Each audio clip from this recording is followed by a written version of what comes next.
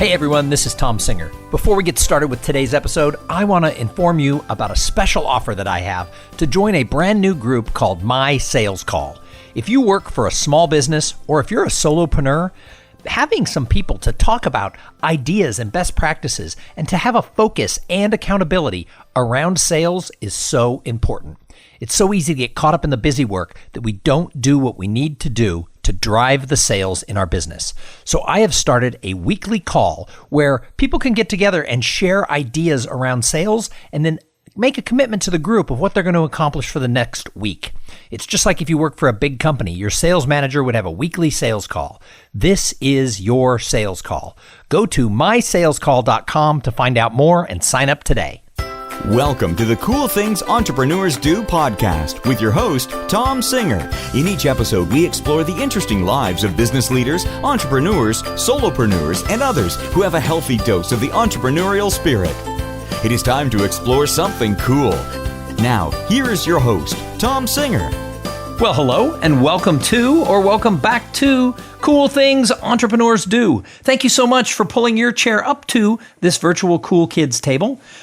This podcast was started as a way for me to get access to interesting people who were doing cool things. And along the way, I've shared that journey with the listeners of this show for now 518 episodes. I don't know how we got to that level, but this is episode 519, and we are ready to roll today with Duff Gardner. So Duff is somebody I met at the New Media Summit. If you've been listening to the podcast for a while, there have been a lot of people on the show who I met at the New Media Summit just because I was exposed to some really cool people doing fun things. And so I like to bring a variety of people onto the show so that everyone who listens and myself can get inspired. Because I know one thing is true, and that is success leaves clues. So when we have these conversations with people like today's guests, they can't help it. They have to leave an idea, a nugget, a theory, a crumb for us to pick up and be able to take and use in our own world. And today's guest, I think he's going to drop more than crumbs because this guy's doing a lot of cool stuff, bringing startup thinking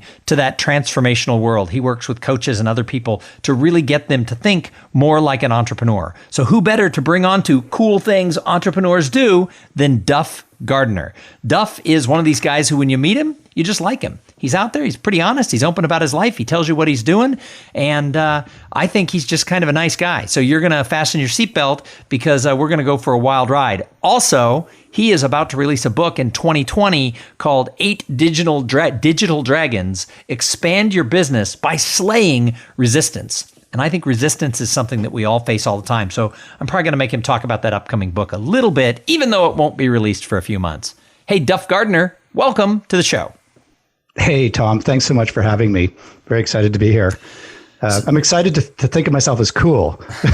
Yeah. I didn't ever get to sit at the cool kids table, so I created my own. Oh, that's good. So, hey, I don't read bios of people when they come on the show. So why don't you tell everybody, who is Duff and what do you do? Okay. Well, like you said at the top, I like to think of myself as bringing startup thinking to the transformation world, Tom.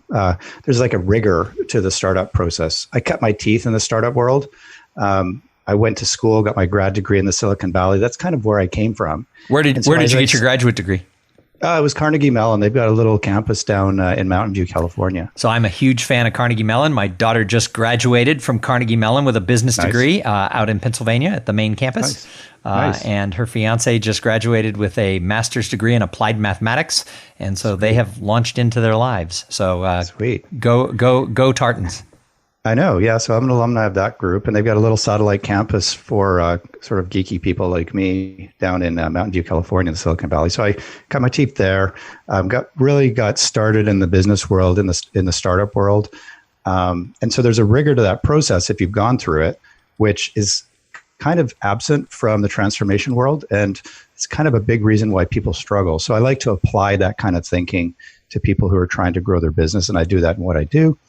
So that's mainly what I bring to the business world, and I love working with clients to do that. So let's jump right onto that. Tell me, what is startup thinking for someone who's a coach or a solopreneur? Right.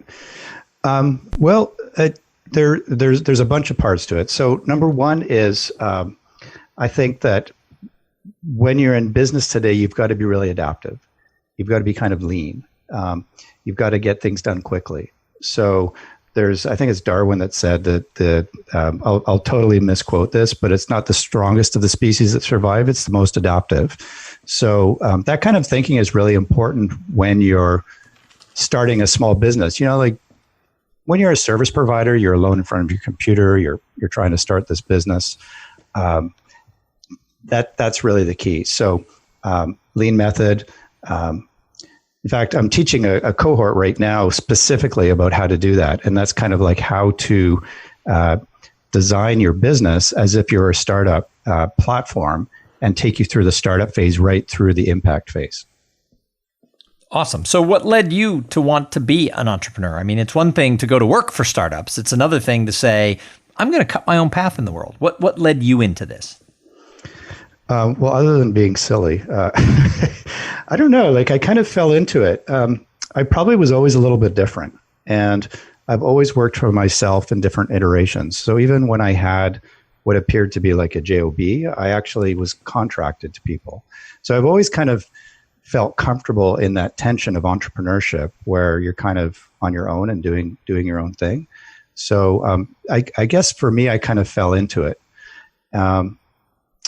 And, like I'm a student of entrepreneurship too. So it's kind of a part of the book. It's kind of this idea of resistance, which I actually love to talk about, is one of the biggest things I've actually learned in my journey. So yeah, I'm glad you brought that up, that you wanted to chat about it. Well, let's talk about resistance, because I think I struggle with it internally in my own head. My resistance is my own mind. Right. So I have this belief that a lot of the resistance that entrepreneurs are feeling, like I'm 54, so I'm kind of in my second act. Oh, you're so old. My God, I didn't realize you were that old. No, I'm 53. Okay, right. We're spring chickens. We're the new 40 or 30 or something. But like we grew up in the system of education, which is linear in nature. And we're living in a world which is entirely dynamic by nature. So when you're kind of this generation, you've grown up in this what I call an industrialized system of education. We're living in a completely new normal that we really, weren't really prepared for. So there's a couple of things that I talk about in this book, The 8 Digital Dragons.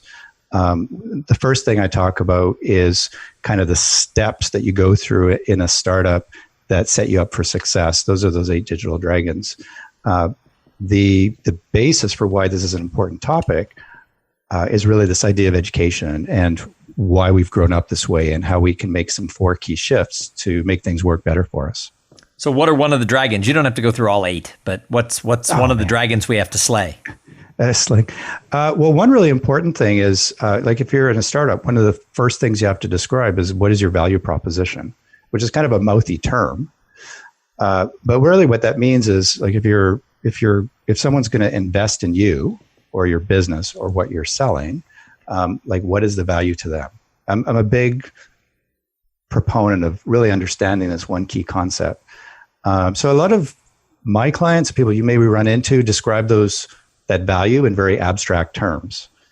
And so that doesn't really work when you're in a startup world. You have to go deep. I mean, we used to be up till 5 a.m, like day after day, trying to figure this thing out to describe it in a succinct, clear manner. So the other thing that happens with entrepreneurs that are working for ourselves is this whole relationship to money thing comes up when you're trying to describe your value proposition. So it kind of gets kind of all mixed up and kind of into that conversation. And it kind of comes out of the chute and we end up not really charging what we're worth, undervaluing ourselves. The worthiness thing comes up. So really like in that one dragon, I try to flip the switch. So that dragon is, when I say slaying the dragon, I'm not talking about killing it off. I'm actually talking about flipping the switch. So you turn it into an empowering dragon. So it helps you to have success in your ventures. So I have a question that comes up later in my interviews usually, but I kind of want to ask it now because you've kind of touched on it a little bit, not directly, but I'm like, oh, it'll be kind of too late to ask it at the end of the show. Okay. How important do you think it is for an entrepreneur to like themselves? It's funny you asked that because it's like one of the first, it's probably the most important thing. It's the most important thing. Why do you think people don't? I mean, this is something I've recently stumbled across, that it's easy to let the actions or the words of others fester in the background. Sometimes we don't even realize that we don't like ourselves. And it's almost freeing to go, oh shit, I'm all right. I like me. Screw them. Eleanor Roosevelt has a famous quote that said, "What other people think of me is none of my business." And it's kind of one of those things that I had a sort of a personal thing where I realized there was some stuff holding me back that went back over a decade. And I'm like, oh my God, I wasn't fully appreciating me because of some words and actions of others. Yeah, totally. Well, you've got to love yourself first. And I understand what you're saying. It's something that we're kind of blind to. Like entrepreneurship, sometimes we just go, whether we step into it because we really want to do it or we fall into it, like was more sort of my case. Like it's kind of what you're asking is kind of tied to my personal journey, Tom. Like later in life, the kid's mother and I had a tough conversation and I came out as a gay man. And so I've lived that life now for 20 years. And to be honest, that's one of the things I'm most proud about in life is that we had this strong co-parenting relationship. I'm good buddies with not just her husband and her kids and her family and her friends. And same back, my kids have grown up with a real blended family. But it was actually kind of when I understood that was my strength, that things started to change quite a bit. I've always done okay. Like I've got good clients and I do a little investing here and there. Like I've got a decent sized business, but when I actually embraced the idea that my modern family was a source of strength, that started to flip the switch. And so since I've done that exponentially, things are really taking off and things that I really want to do and talk about. And so I think that I was completely blind to what I believe, which is the irony of it. Like I really believe you got to love yourself first to have success. Yet this thing that I thought that I'd sorted out, I was really proud of it. It wasn't until I kind of put it out there on the table and started talking about it publicly that things really changed dramatically for me.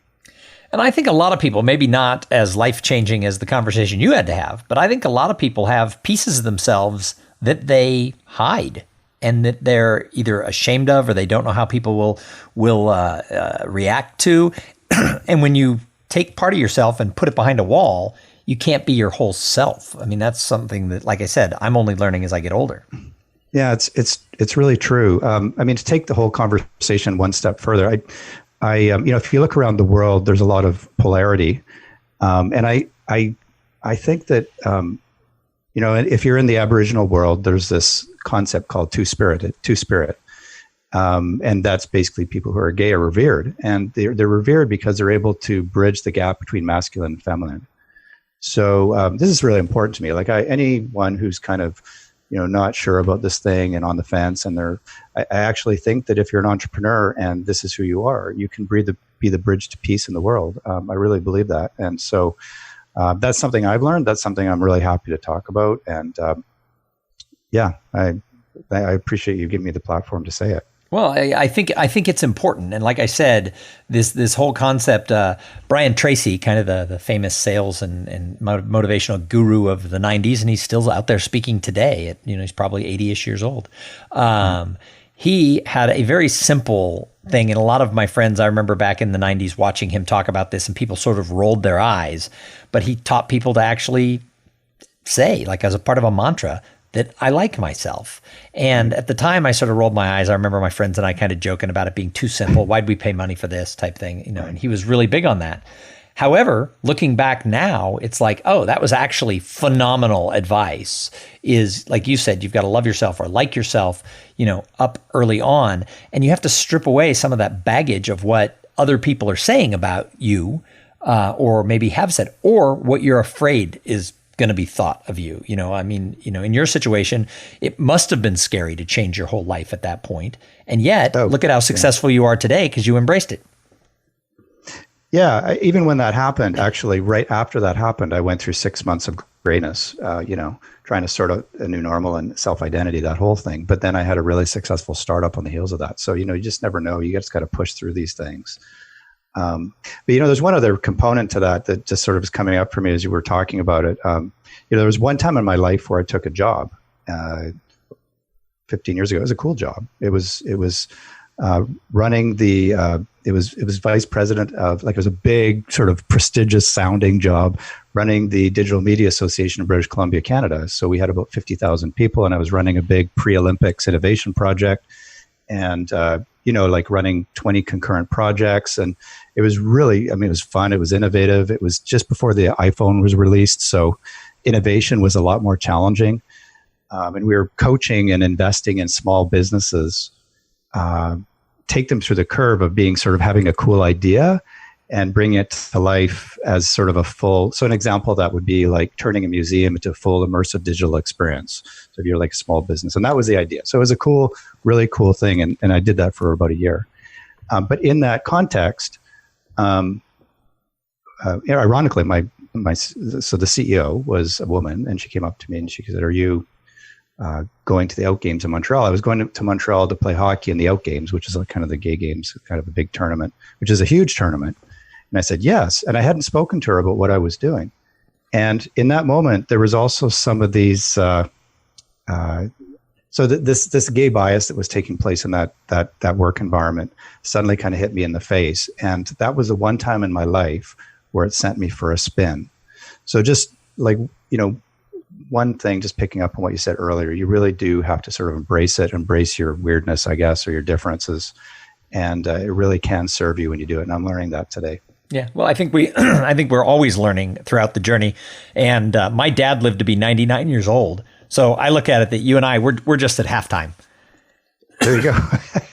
So awesome. Yeah. I'm a big sports fan. So, yep. So what advice do you have for somebody who wants to sort of get out there and be an entrepreneur? They want to start their own thing. Maybe they're listening to this saying, I'm ready to do my own journey on this life and this career. What would you tell them to do? Well, I'd circle back to this resistance and expansion thing. Like, I think if you're going to be an entrepreneur, you need to go into it with your eyes wide open. Like what you're doing is you're putting yourself out there in an authentic way, and you're asking people to invest in you, whatever you're doing. And so you've got to sort out that part of it. We can talk about where I think resistance comes from.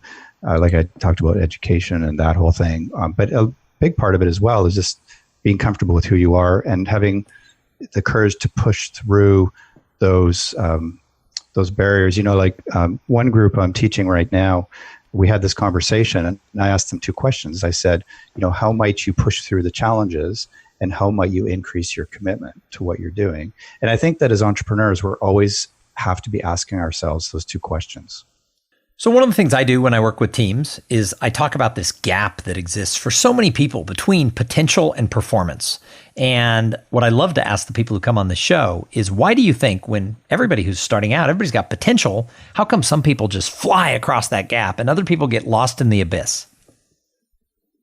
I think that it's that's why I love the topic of resistance versus expansion. Like, I think it's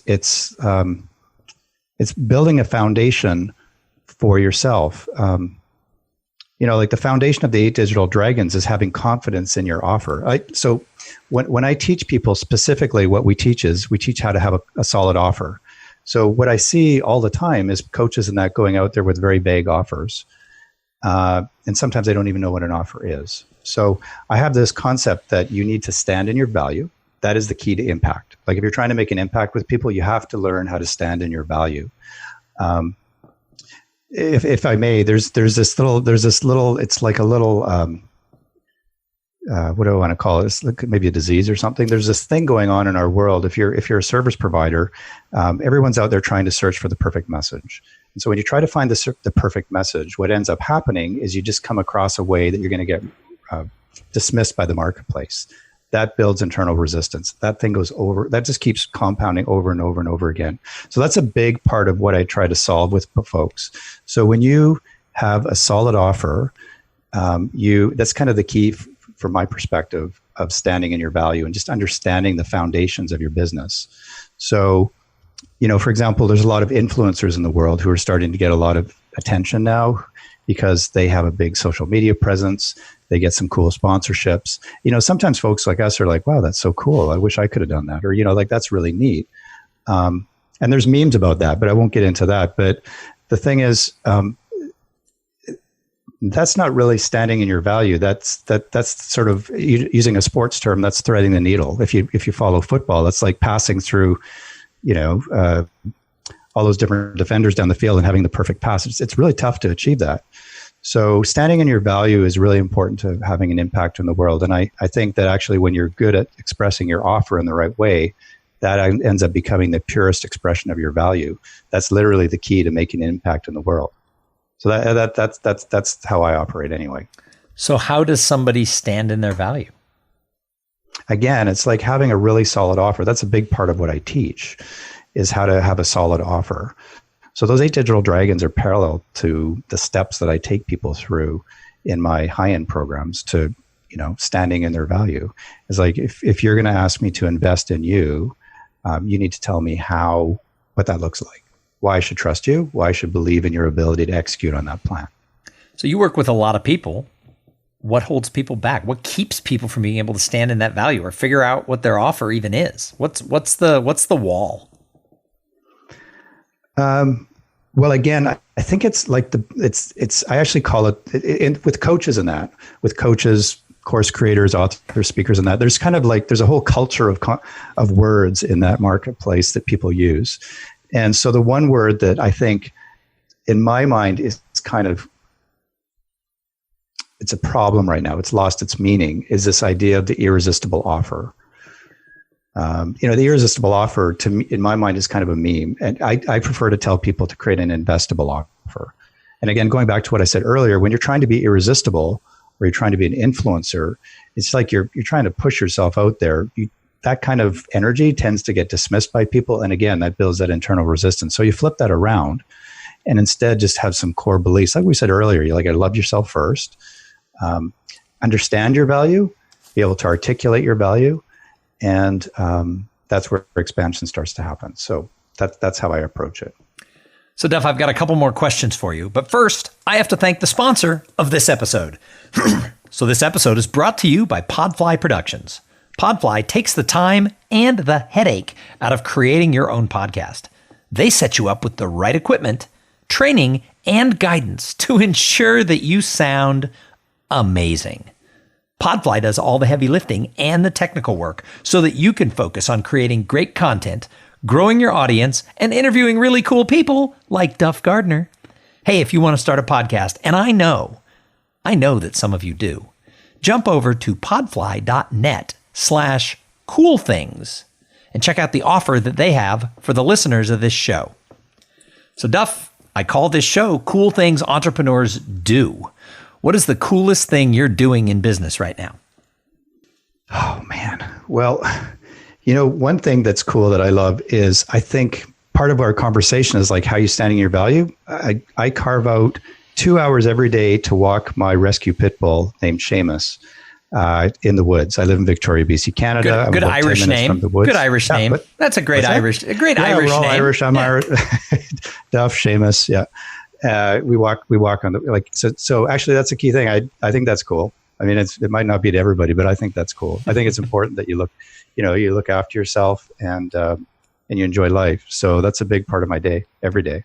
Awesome. So I always ask people who come on the show who they admire, because we could talk about Duff Gardner and the services you offer all day long. But I think great entrepreneurs are observers. So when you look out into the entrepreneur sphere, the world of entrepreneurship, who do you say, wow, she or he, they're doing the cool things? You know what? My choice is going to be probably different for people, but I've always been fascinated with how people build platforms in a media sense. Like, I'm completely fascinated by that. So I would choose RuPaul. Ding, ding, ding, ding, ding. First time RuPaul has ever been picked out of 519 episodes. I love it when somebody comes up with someone new, and I think it's an awesome choice because I know where you're going with this. And yes, but I do like to draw attention when someone comes up with a truly unique answer. Because dude, he stands in his value. He is who he is, and the brilliance of his brand. Like, if you pick it apart, every single thing that he does and says is thought through, and he has a mission in life that's bigger than his brand. So there is a lot of really cool things about that platform. And I would like to add, ahead of his time, because if you really look back, I remember going to a RuPaul concert 25 years ago, and my friends are like, "You're going to what?" And my wife and I went down to what was called the Austin Music Hall. I don't even know if it's still there. And we went with a bunch of her coworkers, and it was one of the most entertaining shows I have ever seen.